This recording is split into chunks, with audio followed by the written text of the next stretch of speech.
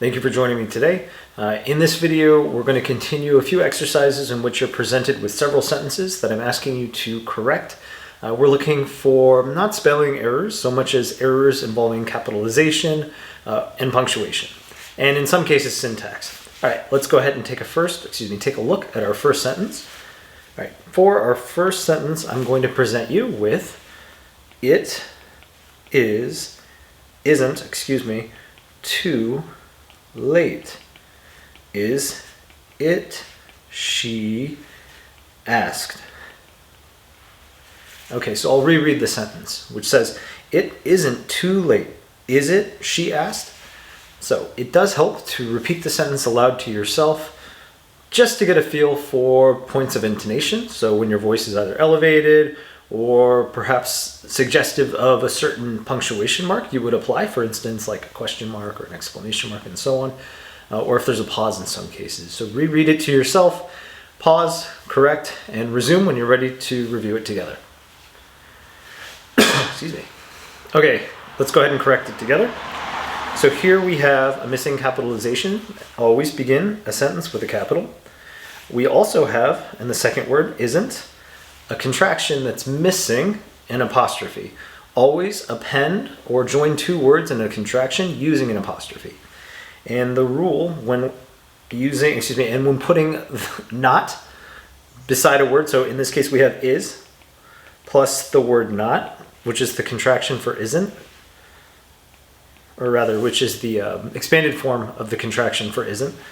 You need an apostrophe between the N and the T. So whenever you are using the word not and joining it with another word to make a contraction, always be sure to include the apostrophe between the N and the T. It substitutes the letter O. So here we have isn't. Too late. Is it, she asked. Notice here we've just got the preposition to, but really I'm looking for a stressor. So I'm really looking more for like an adverb. So instead of TO, I want to have TOO. To show that I'm too late. It's a descriptor for the term late. It's acting as an adverb. Okay, it isn't too late. Pause, comma. Is it? Question mark. Notice that intonation at the end. This is the question. And we're pretty explicit in saying she asked.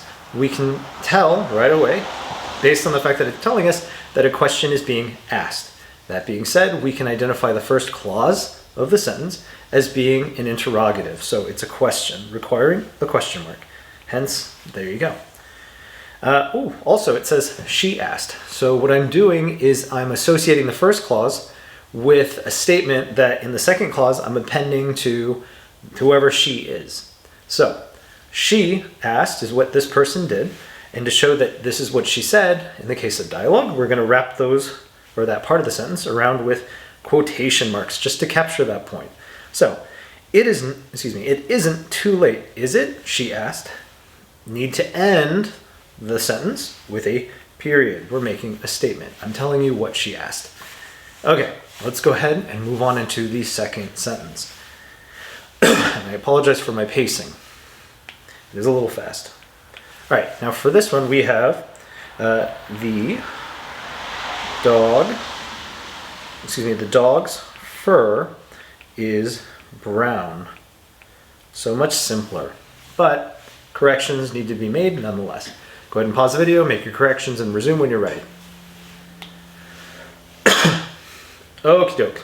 For this sentence, as with any other, we're going to go ahead and start our sentence with a capital. So the definite article, which is the, needs to be capitalized. It's at the beginning of the sentence. The dog's fur is brown. Well, whose fur is it? Well, it's the dog's fur. And to show that the dog is in possession of the fur, or to show ownership, we need to add an apostrophe between that G, that final G, and the letter S.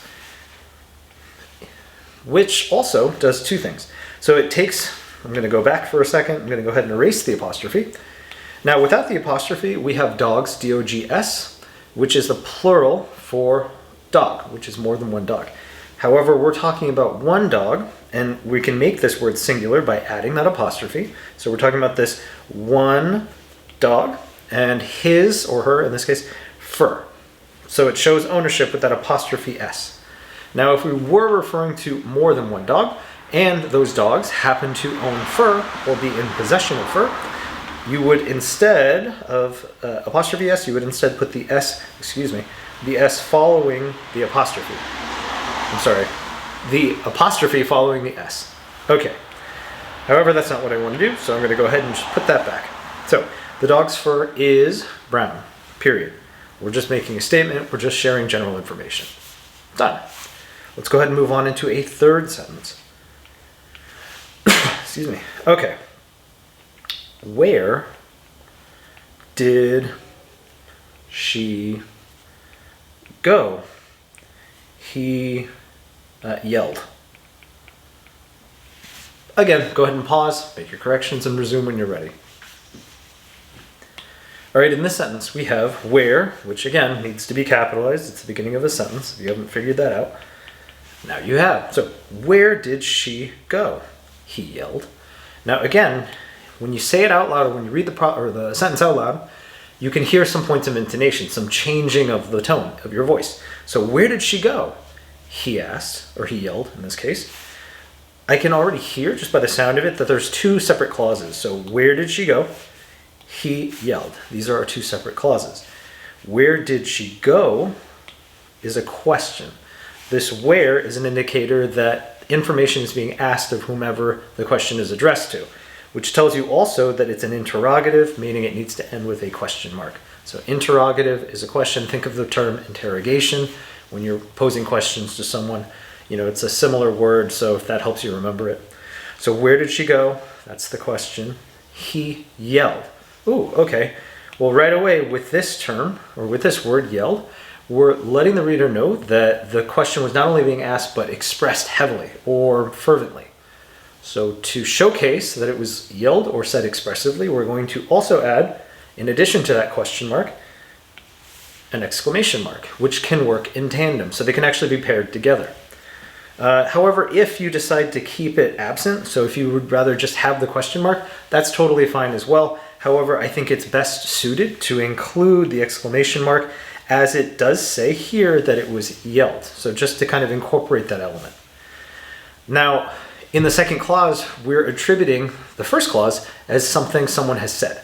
To showcase that, you always want to use dialogue by applying the quotation marks. So the quotation marks are then wrapped around the part of the sentence that is being expressed directly by someone or something. So where did she go, comma, after the quotation marks, right before we assign value, or rather attribute that first clause to what he said. So where did she go, pause, he yelled. And we'll end that sentence with a period. Let's go ahead and move on to our fourth and final for this exercise. All right, so for sentence number 4, we have, I don't know about that. Okay, again, go ahead and pause, make your corrections, and resume when you're ready. Excuse me. Ooh. Oh, okay. Now, again, it's the beginning of a sentence and it does require capitalization. However, there is a second reason why you would capitalize this I. Anytime you have the independent I or an independent subject pronoun I, you always want to make sure it's capitalized. So whenever it's by itself, essentially, you capitalize it. Also, it's the beginning of a sentence, so that's your second reason for why it would need to be capitalized. So I don't know about that. Okay. In the second word, I have don't, but I've actually written it as don't. Don't is actually a contraction, so a joining of two different words. In this case, I'm looking to join the word do plus the word not.